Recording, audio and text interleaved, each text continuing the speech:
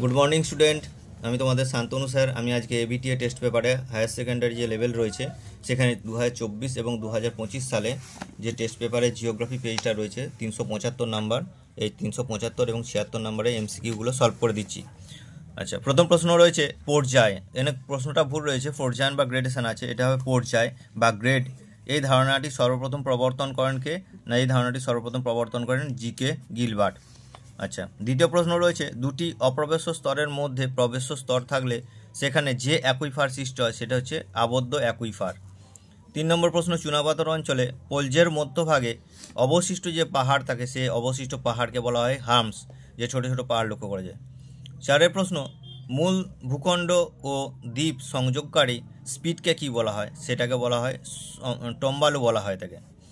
আচ্ছা, 5 নম্বর প্রশ্ন, পেডিপ্লেনেশন ধারণা প্রথম অবতারণা কে করেছিলেন? পেডিপ্লেনেশন ধারণাটা অবতারণ করেছিলেন এল.সি. কিং। বি এর অপশান হবে। 6 নম্বর প্রশ্ন, গম্বুজাকৃতি পাহাড়ে কোন ধরনের নদী নকশা সৃষ্টি হয়? মনে রাখবে, গম্বুজাকৃতি পাহাড় মানেই হচ্ছে সেটা হচ্ছে কেন্দ্র বিমুখ নদী নকশা তৈরি হবে। নেক্সট 7 নম্বরে, সোলাঞ্চা মৃত্তিকা সৃষ্টির প্রক্রিয়াকে বলা হয় স্যালিনাইজেশন। নেক্সট প্রশ্ন, ত্রিকোষ তত্ত্ব উপস্থাপন করেন পলম্যান। খুব ইম্পর্ট্যান্ট প্রশ্ন, ত্রিকোষ তত্ত্ব উপস্থাপন করেন সেটা হচ্ছে পলম্যান হবে। নেক্সট প্রশ্ন, থার্মাল ইঞ্জিন তত্ত্ব বা থার্মাল ইঞ্জিন থিওরি যে বায়ুর সাথে সম্পর্কিত সেটা হচ্ছে মৌসুমি বায়ু। 10 নম্বর প্রশ্ন, একটি আলোকপ্রিয় উদ্ভিদ হলো কি? মানে যারা আলোকে পছন্দ করে সেরকম উদ্ভিদ হচ্ছে সূর্যমুখী।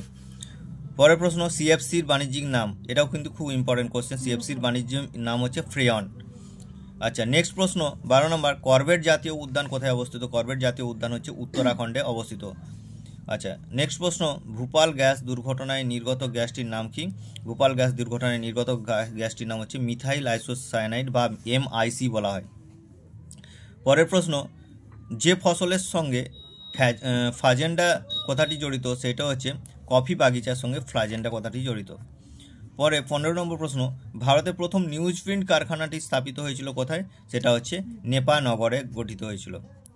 পরের প্রশ্ন, যাদের কাজকে গোল্ড কলার ওয়ার্কার বলা হয়, মানে সব থেকে টপ লেভেলে 5 নম্বর যে লেয়ারটা রয়েছে সেই স্তরটা, সেখানে আমরা দেখতে পাবো নীতি নির্ধারণকারী কর্তাদের। পরের প্রশ্ন রয়েছে ভারতের দীর্ঘতম জাতীয় সড়ক কোনটি?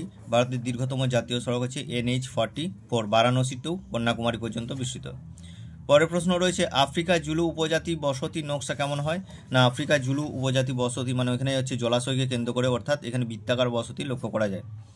পরের প্রশ্ন রয়েছে কোনো শহরের মোট জনসংখ্যা 10 লক্ষের বেশি হলে তাকে কি বলা হয়? শহরের জনসংখ্যা, এটা ভারতের হিসাবে 10 লক্ষের বেশি হলে তাকে বলা হয় মহানগর বলা হয়। পরের প্রশ্ন, পূর্ব ভারতের একটি নবগঠিত বন্দর ভিত্তিক অর্থনৈতিক উন্নয়ন অঞ্চল কি? পূর্ব ভারতের নবগঠিত হলে সেটা হচ্ছে হলদিয়া হবে। নেক্সট এবং লাস্ট প্রশ্ন, অর্থনৈতিক উন্নয়নের একটি প্রধান সূচক কি? অর্থনৈতিক উন্নয়নের প্রধান সূচক হচ্ছে মোট অভ্যন্তরীণ উৎপাদন। সবগুলো অর্থনৈতিক উন্নয়নের সূচক, কিন্তু এটা হচ্ছে প্রধান সূচক। আচ্ছা, এই প্রশ্নগুলো আমি করে দিচ্ছি, এরপর আমি এসকিউগুলো করে দেবো।